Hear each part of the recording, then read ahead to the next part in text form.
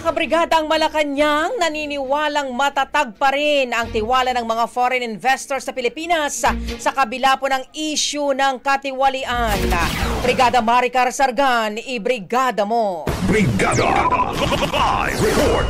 Naniniwala ang Malacanang na nananatiling matatag ang tiwala ng mga foreign investors sa Pilipinas sa kabila ng mga aligasyon ng korupsyon sa infrastructure project. Ayon kay Palace Press Officer Claire Castro, ang matibay na paninindigan ni Pangulong Ferdinand Marcos Jr. laban sa korupsyon, ang malinaw na garantiya sa mga mamumuhunan na seryoso ang administrasyon sa pagtataguyod ng transparency at accountability.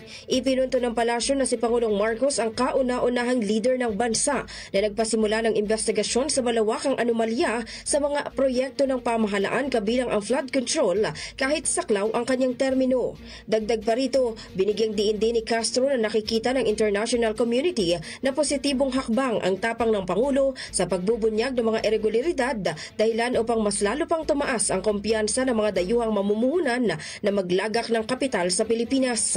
Nabatid na binuo ng Pangulo ang Independent Commission for Infrastructure na inatasang mag-imbestiga sa mga irregularidad sa flood control at iba pang proyekto ng DPWH sa nakalipas na 10 taon at magsumite ng rekomendasyon para sa pagsasampa ng kaso laban sa mga sangkot na opisyal at individual.